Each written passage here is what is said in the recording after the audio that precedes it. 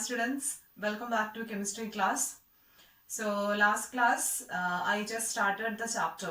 Okay, so we discussed some of the fundamental terms in the chapter synthetic fibers and plastic. So we studied what is fiber, then what is synthetic fiber, then natural fiber, the different sources of natural fiber, then what is the need for synthetic fiber, etc.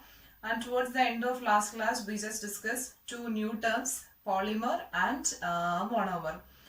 So with all this introduction, let's begin today's class. So today we will move to the different types of synthetic fibers.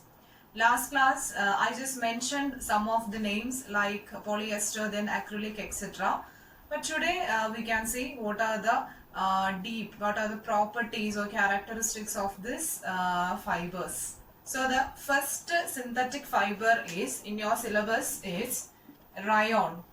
Okay, so rayon is a synthetic fiber, and I think it's not a new term for you. We are familiar with the term rayon because we know the rayon clothes and all. We are so familiar with rayon cloths. It's type of that fabrics, the speciality of that fabrics and all that we know. Okay.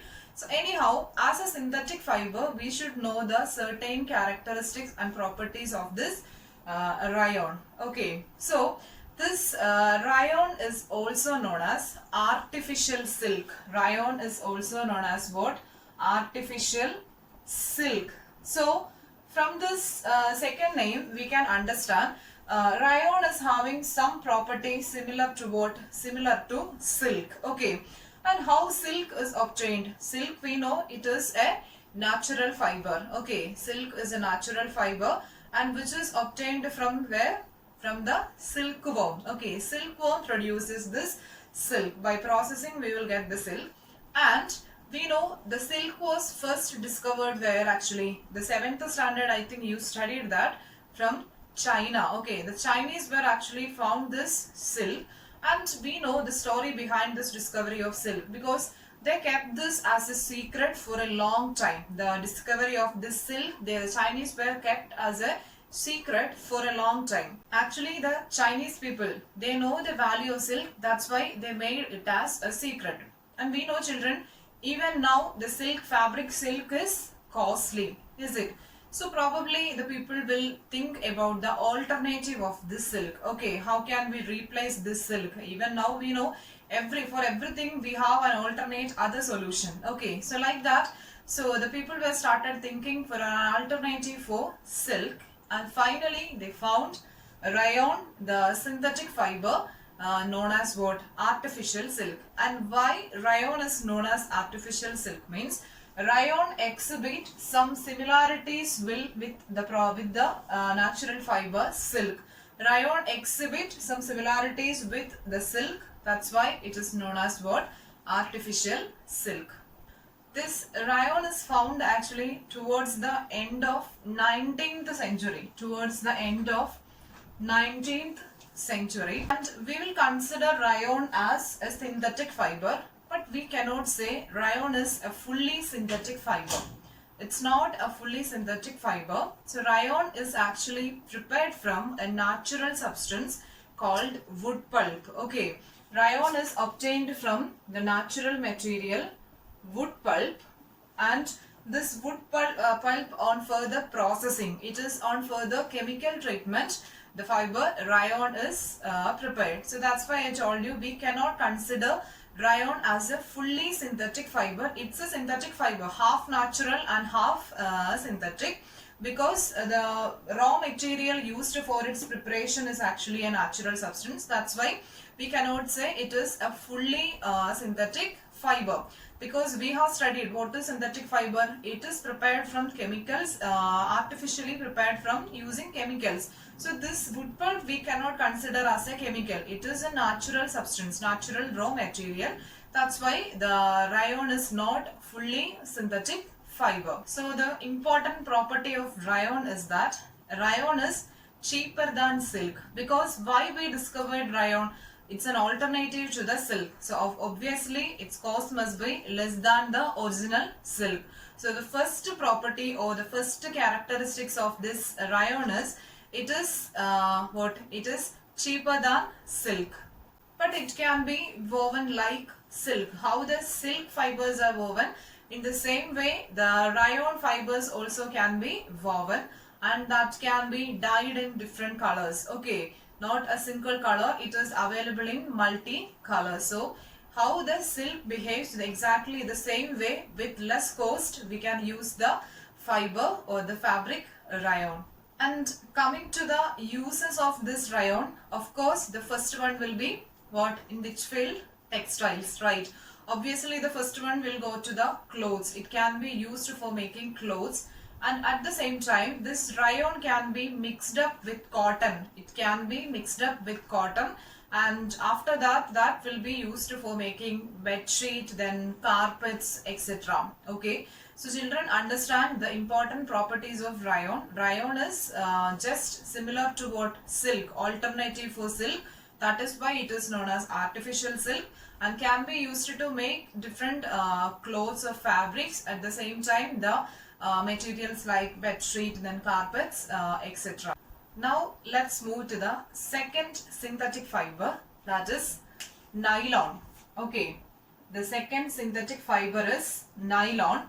So nylon, the speciality of nylon is the first fully synthetic fiber. Nylon is first fully synthetic fiber, because I told you in case of rayon we cannot consider as fully synthetic fiber. It's a synthetic fiber but not fully synthetic fiber.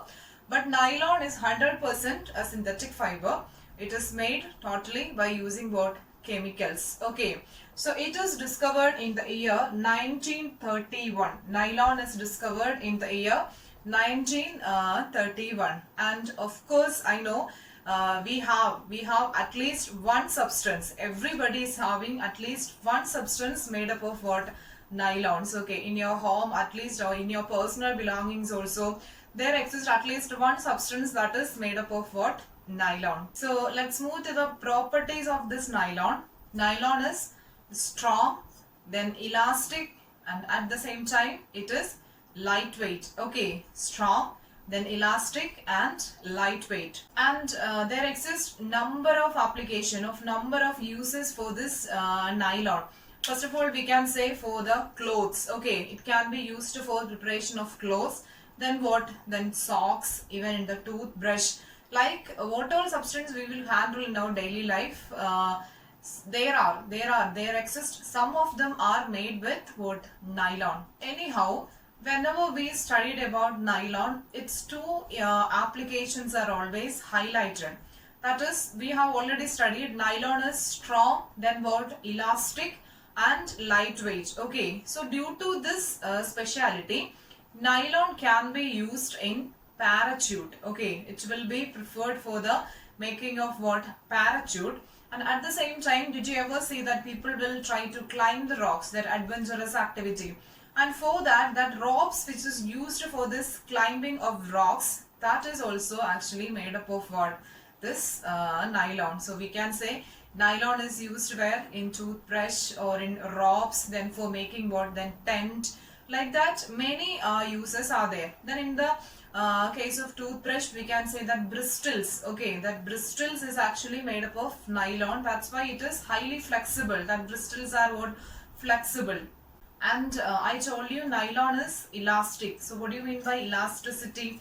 Elasticity means, suppose if I am applying stress, if I am applying force to this substance, it must be stretched. Okay. So if that substance can stretched, means we can say it is elastic, and when I will remove that force, it has to come back to the original state. So nylon is what? Nylon is elastic.